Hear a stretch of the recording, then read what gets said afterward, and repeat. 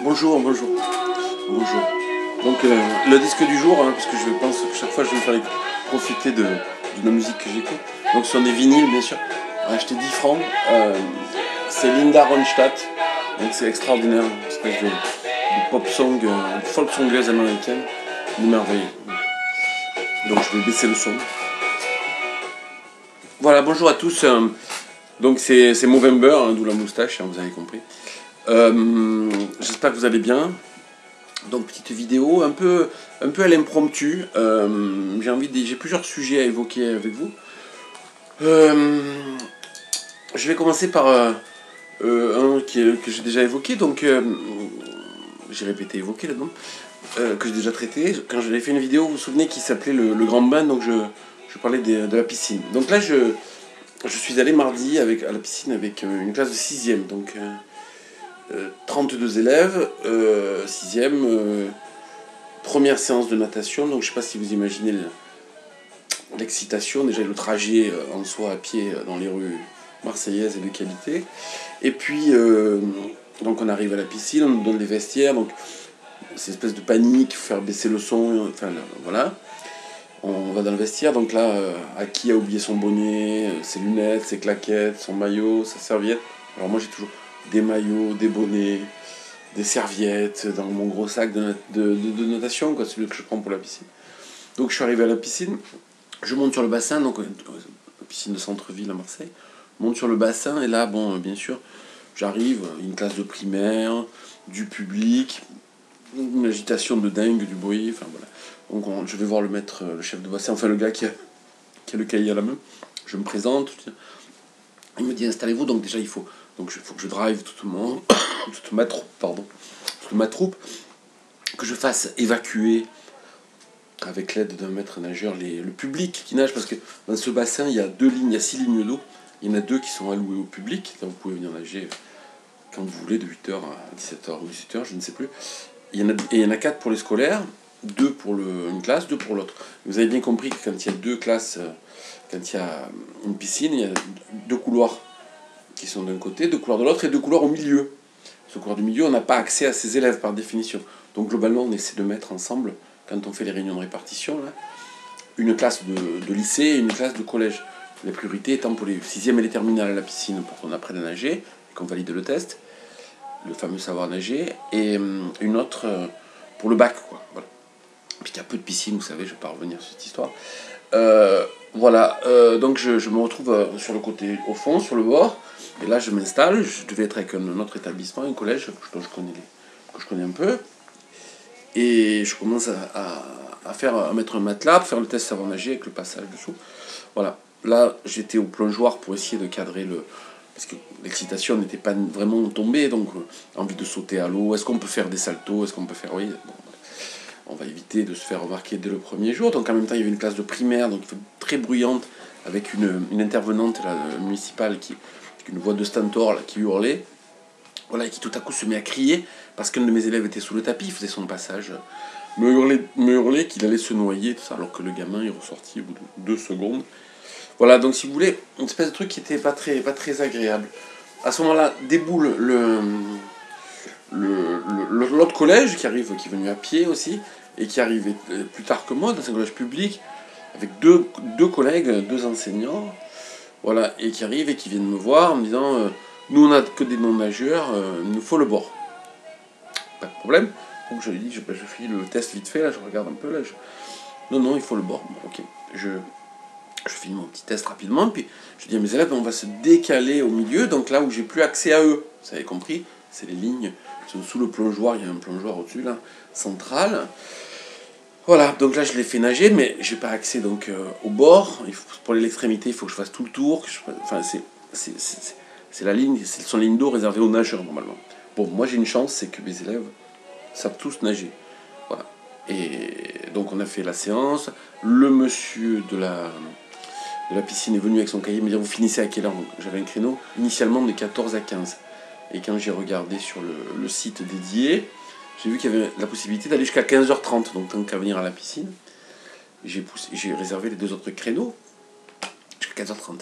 Donc il m'a dit ah oui c'est vrai, j'avais pas regardé le bon côté, Donc il est revenu 2 fois, me montrer le cahier pour me dire qu'effectivement j'avais le bon... Donc imaginez ça en même temps que les élèves, le bruit, le tumulte, hein, il faut tout remettre dans l'axe. Voilà, dans cette délicieuse odeur de chlore. Et là, à ce moment-là, un des collègues du public, à côté, là, qui est arrivé, que je connais bien, avec qui j'ai fait la réunion, ça me dit, mais pourquoi tu as pris des créneaux supplémentaires? Je dis, bah, parce qu'il n'y avait personne. Et tant qu'à être là, il me dit, moi, j'aime pas quand on rajoute des créneaux. Je dis, mais vous avez vos 2 lignes d'eau, vous êtes près du bord, ça vous gêne en rien si moi je suis au milieu. Bon, et à partir de là, il m'a fait la tête. Je sais pas pourquoi, j'ai pas compris. Ensuite, quand je suis sorti, je discute avec l'autre prof qui me dit, je ne sais plus quoi exactement, mais un truc du style, petite réflexion sur mes élèves, quoi. Voilà. Et je lui dis, ouais, ouais, et puis je lui dis, bah oui, oui, mais j'ai vu que vous aviez beaucoup de non-nageurs, tout ça, donc il n'y a pas de problème, je suis au milieu.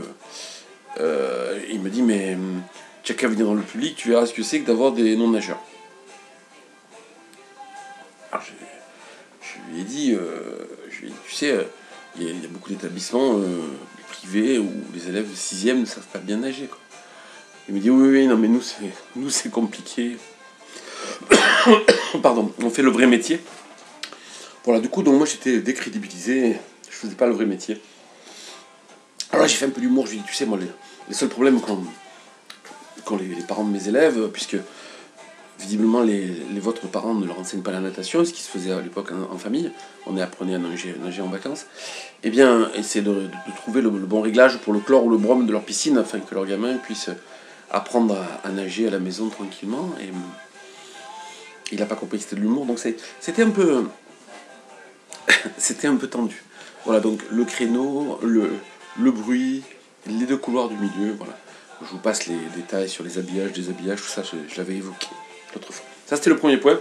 Donc je me suis retrouvé à me justifier pour le niveau de natation de mes élèves, qui nagent, qui tous barbotent, à part 2 ou 3 qui ont fait de la natation, ou 4 peut-être. Les autres, bon, ils savent faire 25 mètres en plongeant ou en sautant à la flotte, quoi. Normalement, donc il n'y a pas de dangerosité. Voilà, on va pouvoir essayer d'aller vers quelque chose de correct en termes d'apprentissage, donc voilà, valider le test et puis progresser. Mais on m'a reproché finalement leurs compétences par rapport à leur statut familial, à leur origine, à leur... moi je suis dans un établissement assez mixte où il n'y a pas vraiment de CSP++, hein, enfin, il y en a quelques-uns mais très peu. Et voilà, j'ai trouvé ça, la posture un peu agressive. Ce que je me disais, c'est que finalement, il y avait une certaine, pas jalousie, mais... Enfin, eux, ils avaient beaucoup de non-nageurs, ils sont à la perche en permanence à essayer de sortir de l'eau, des gamins qui coulent, qui se noient, qui ont peur, quoi, voilà. Et moi, non. Donc voilà, je pense qu'il y avait quelque chose qui s'est posé là de l'ordre du vieux combat, un public-privé qui est un peu ridicule, voilà, un peu ridicule. Et dépassé, sachant que je leur laisse complètement même si j'ai des petits décisifs, je leur laisse le bon côté, quoi. Voilà. Ça, c'est la première chose. Deuxième chose. Dans la même famille, un peu la même veine, comme me dirait Paul, eh bien, je me suis inscrit au concours d'inspecteur IPRIA. Voilà. Pas du, dans un souci de pouvoir impacter sur la discipline d'une autre manière, une manière plus institutionnelle. Voilà. Puis passer un concours, ça fait longtemps que je ne l'ai pas fait, c'est intéressant. Voilà, donc c'est pas simple, il faut aller sur une plateforme dédiée là aussi, donner des papiers, justifier, tout ça. Donc voilà, je le fais. J'écris un immense dossier en racontant, je choisis, enfin, je réponds aux exigences du concours. Et là, on me répond, vous ne pouvez pas candidater parce que vous n'êtes pas titulaire. Enfin, c'est sur un mail une petite phrase qui est écrite sur la plateforme. Pas titulaire, ça fait 30 ans que je suis titulaire. Alors, je pense que ce que veut dire la dame, c'est une dame qui m'a écrit, c'est que je ne suis pas dans l'enseignement public. Je ne suis pas titulaire peut-être d'un contrat dans l'enseignement public, mais elle n'a pas marqué ça. Mais à partir de là, moi j'ai des accords langue cloupée datent de 92 et ils ont porté sur d'une part les forfaits d'externat, c'est autre chose, et puis sur la formation des maîtres, et par équivalence bien sûr leur niveau de recrutement. Donc depuis ce moment-là, les recrutements sont équivalents, hein, et même un peu plus difficiles dans le privé en termes de concours, que ce soit CAPES ou agrég, parce qu'il faut que le dernier admis du privé est plus que le dernier admis du public. Donc si vous tombez sur une promotion du public qui est très, où il y a de la réussite, où la moyenne est à 11,5, eh ben, sur 20, on est dans ces concours, là, pour ceux qui ne savent pas, les notes ne sont pas très élevées. Eh ben, si vous avez 11 ou 10, 80, là où vous auriez pu réussir le concours, l'année d'avant, il y avait 9,5 de moyenne dans le public, bah, vous ne l'avez pas. Et les postes sont rendus, et voilà. Donc c'est plus exigeant parce qu'il faut, voilà, c'était les accords, et on l'a accepté, on joue le jeu. Donc on passe les concours qui sont plus durs, donc à la Greg, on avait, à l'époque où je l'ai passé, moi, il y avait 6, 8 postes France. Donc 8 postes France, si vous tombez sur des pointures en face, il vous en reste 4. C'est parce qu'ils ont monté la barre de la moyenne. Donc c'est...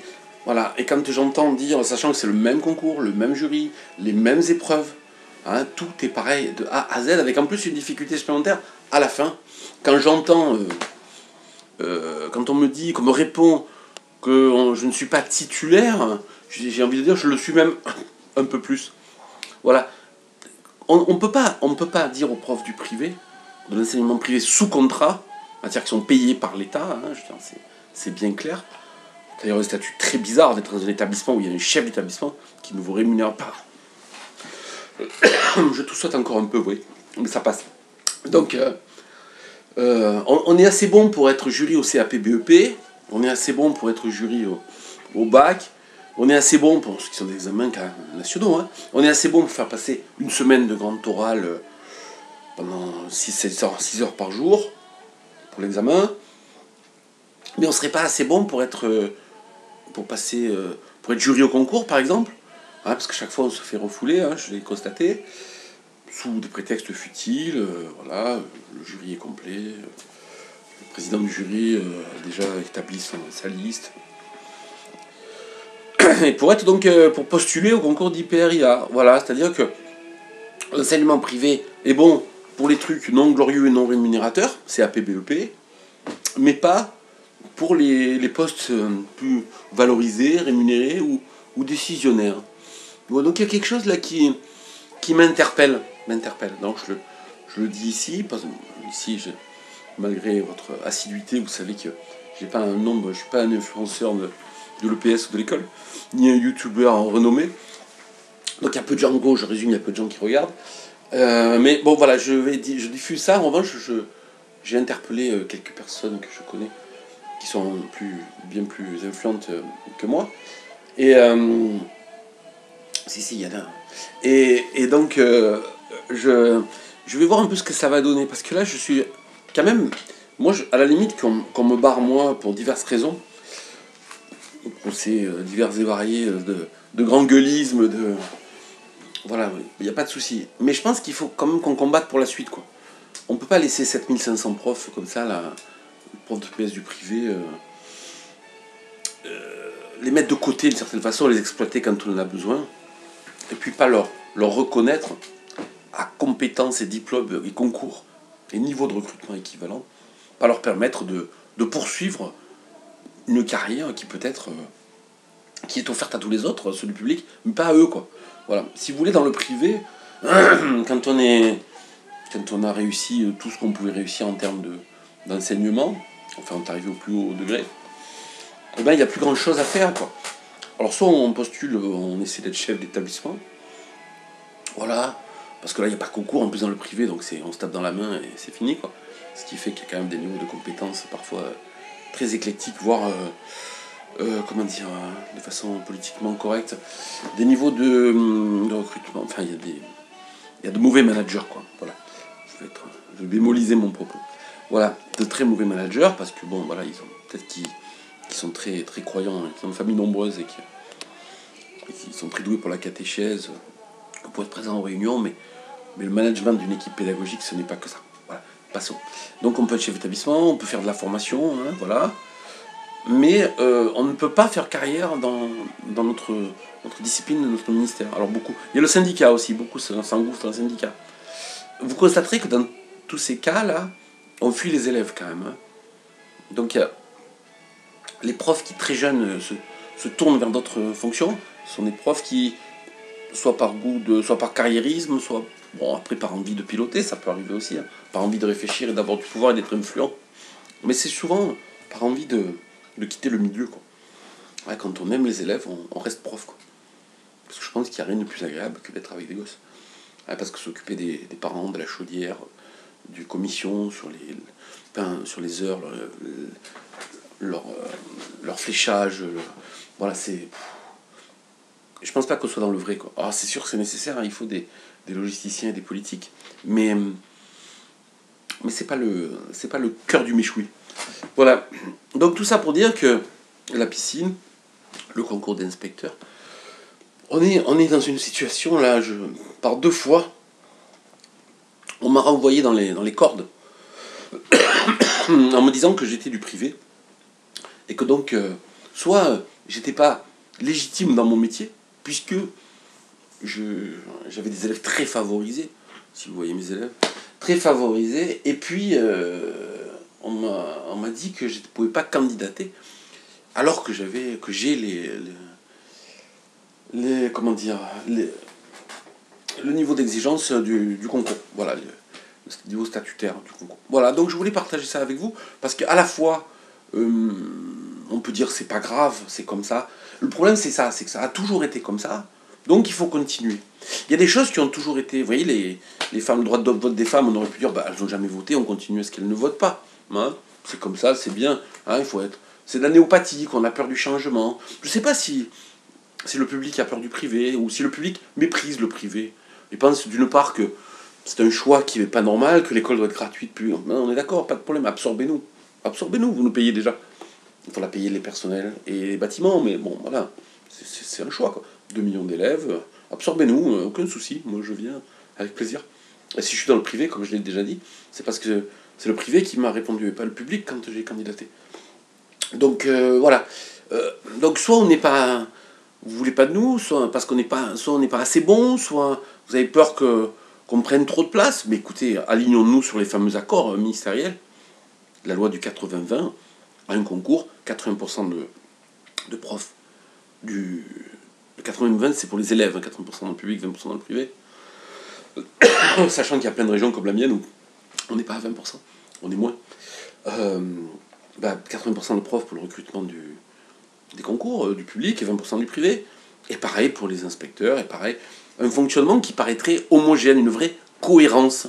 Hein, pourquoi est-ce qu'on n'a pas droit à cette cohérence? Pourquoi est-ce que personne ne se bat pour ça? Voilà, vraie question. Ben moi je vais pousser le bouchon un peu plus loin pour voir ce que ça va donner. Voilà, écoutez, j'espère qu'il fait soleil, là je vois dans la fenêtre. J'espère que ça va bien pour vous, que comme dirait Régis Gallec, j'espère que que tout s'est bien passé cette semaine dans ton établissement. C'est comme ça qu'il commence ces petites lettres. C'est un petit coucou à Régis. Et puis un petit coucou à Malou, qui est en 4e et qui m'a dit qu'il fallait que je lui fasse une dédicace. Voilà qui est fait. Malou, à la semaine prochaine. Merci de votre attention et à bientôt.